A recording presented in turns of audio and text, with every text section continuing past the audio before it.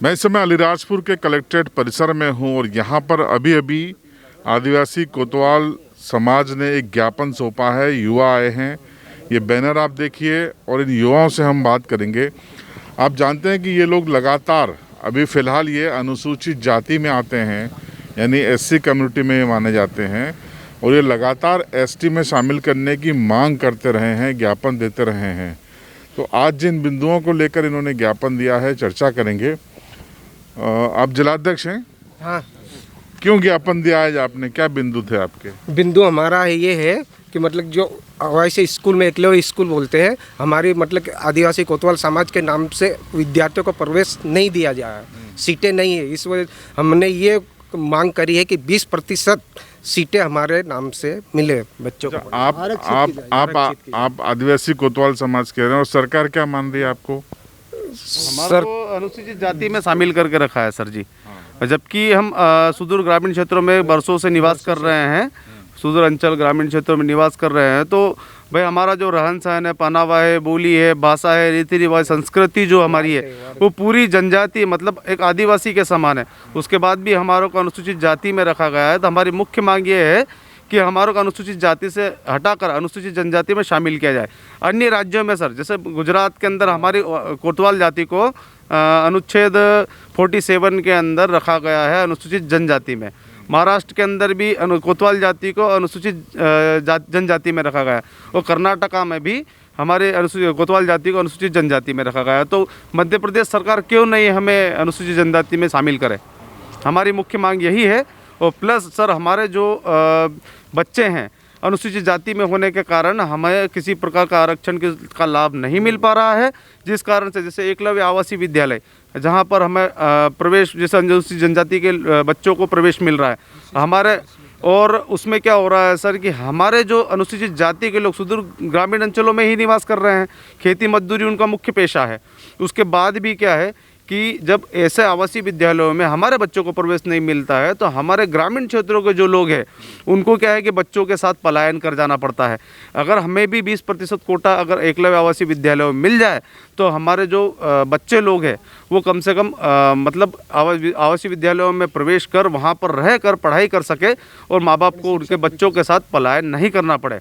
और दूसरी मांग तो तभी पूरी हो सकती है जब आपको अनुसूचित जनजाति में शामिल किया जाएगा। बिल्कुल सर, बिल्कुल ये मुख्य मांग है सर हमारी। ये जब चुनाव होते हैं, ये वोट मांगने तमाम नेता आते हैं कांग्रेस बीजेपी के, तो आप लोग बात नहीं रखते अपनी? सर, अभी हमने अपनी मांगे अब चालू कर दी है क्योंकि हमारा संगठन अभी भी नया खड़ा हुआ है।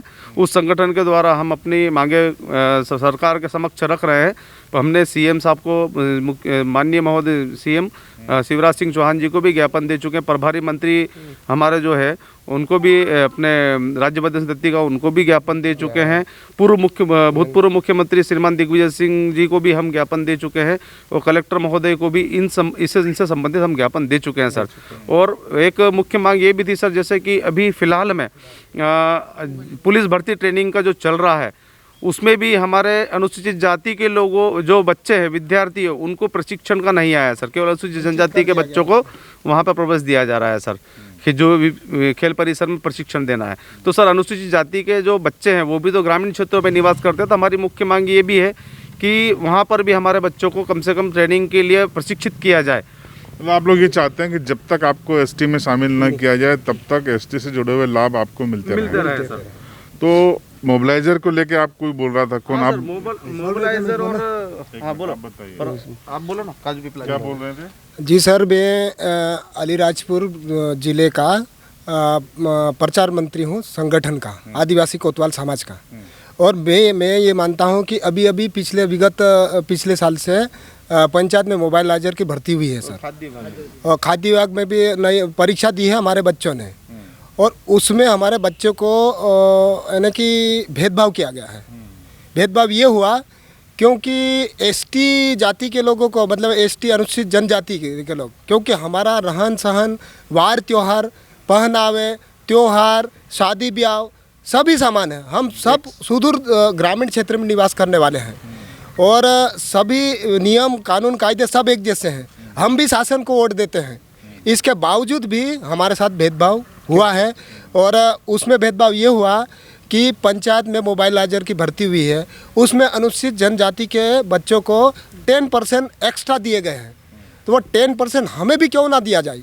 हमारे साथ भेदभाव क्यों किया जा रहा है? कि देना चाहिए, हमको देना चाहिए। हमारी जनसंख्या कम है ना, जनसंख्या हमारी कम है, तो हमको 10% देना चाहिए ताकि हम उनकी बराबरी कर सके। हमको हर क्षेत्र में अपमान किया जा रहा है, मतलब पिछड़ा वर्ग और कुछ योजना का लाभ नहीं मिल रहा सर। निचले स्तर का अब कुछ भी देखो, शासन का जो भी निचले स्तर का योजना है वो हमारे तक पहुंच ही नहीं पाती है, हमारे को कुछ नहीं मिलता है। खाद्य विभाग में और नेता भी हमारे को यही चाहते हैं कि हमको पिछड़ा हुआ भेदभाव चाहते हैं और हमको पिछड़ना ही चाहते हैं। और कोई बोलेगा? बताइए सर। जैसे खाद्य विभाग में भर्तियाँ हुई थी, उसमें इस अनुसूचित जाति को पात्रता नहीं दी गई। और कॉलेज में जैसे आवास की राशि मिलती थी, जो रूम किराए से मिलती थी सर, अभी तक वो इस अनुसूचित जाति की वो भी बंद कर दी है। तो कहीं ना कहीं 2-4 वर्ष से जो भर्तियाँ अनुसूचित जाति की होती थी वो जीरो कर दी है, और यहाँ अनुसूचित जाति के लोग नहीं पाए जाते। ऐसे प्राथमिकता देके जीरो, हर पॉइंट में जीरो देते हैं और अनुसूचित जनजाति को पात्रता दी जा रही है। कहीं ना कहीं भेदभाव किया जा रहा है, विलुप्त किया जा रहा है, विलुप्त किया जा रहा है। हमारी जाति का कोई अंश नहीं बचने देने जा रहा है सर। और हमारी जनसंख्या यहाँ से करीबन 2 से 2.5 लाख है सर। और वोट कम से कम हम 90 से 80 हज़ार लोग वोट देते हैं। तो वो वोट हम देते हैं कि नहीं सर? सभी कोई से भी मतलब यानी पंचायत चुनाव है, कोई सा भी चुनाव हो, मुख्य विधानसभा चुनाव हो, लोकसभा आप लोग जिनको वोट देते हो तो उनसे इस बारे में बात नहीं करते हो? सर उनको भी ज्ञापन सर दे चुके हैं सर। ज्ञापन हम सभी को दे चुके हैं सर। सभी जो जनप्रतिनिधि है सभी को ज्ञापन देने जाते हैं तो क्या बोलते हैं जनप्रतिनिधि? सर आश्वासन ही मिलता है, आश्वासन के अलावा कुछ भी नहीं मिलता है सर। अभी तक किसी प्रकार की हमारे प्रति किसी ने विधानसभा चुनाव में 2 साल हैं जी, आपकी मांग पूरी नहीं हुई तो क्या करोगे आप लोग?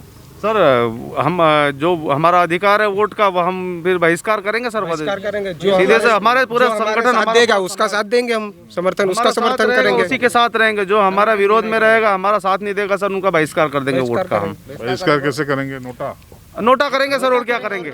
सबसे बड़ा संगठन के हिसाब से नोटा ही सबसे बेस्ट है। संगठन हिसाब जो हमारा साथ देगा सर उसी का साथ हम देंगे। यदि कोई हमारा साथ नहीं देगा तो हम भी उनका साथ नहीं देंगे। बिल्कुल नोटा करेंगे। तो ये आपने आदिवासी कोतवाल समाज के युवाओं की चर्चा सुनी।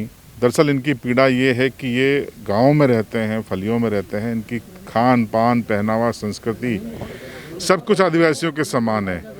बावजूद भी इनको एसटी न मानते हुए एससी माना जाता है, और इसी के कारण ये अधिसूचित क्षेत्र होने से तमाम योजनाओं से ये वंचित हो जाते हैं, चाहे वो आरक्षण संबंधी योजना हो, चाहे शासकीय सेवाओं से संबंधित योजना हो। और अब स्पष्ट चेतावनी ये है कि अगर जनप्रतिनिधि ने इनकी न सुनी तो ये आने वाले विधानसभा चुनाव में बहिष्कार नोटा के रूप में करेंगे, ऐसा इनका कहना है। कुछ बोलना चाह रहे हैं कोई? बताएं। नमस्कार सर। खासतौर तो मेरा ये राज्य स्तर पे जो भी मंत्री परिषद का गठन है, सभी से अगर जो विगत आने वाले समय में अनुसूचित जाति वर्ग के लोगों को पात्रता रखते हुए और विज्ञप्ति जारी करें, ताकि जो हमारे आने वाली पीढ़ी को और जो वर्तमान में चल रहे उस पीढ़ी को कोई प्रति मतलब बाधा नहीं पहुंचे। और हमारी तो ये मांग है कि सर हमारे जो मध्य प्रदेश शासन के अंदर 47% विधायक है एससी से, अनुसूचित जाति से। उसके बाद भी यदि हमारी मांगे पूरी नहीं होती तो हम क्या करेंगे सर? बहिष्कार ही करना हमारे लिए सबसे उचित है। आपके लोग भी आपका समर्थन नहीं करते विधानसभा में? हमारा समर्थन नहीं कर रहे हैं सर। हमारे समाज को ऊपर उठने नहीं देने की सोच है इनमें बस। अब इनके इस तमाम मुद्दे पर आपकी राय क्या है? कमेंट बॉक्स में ज़रूर बताएं। चैनल को सब्सक्राइब करें और बेल आइकन दबाएं।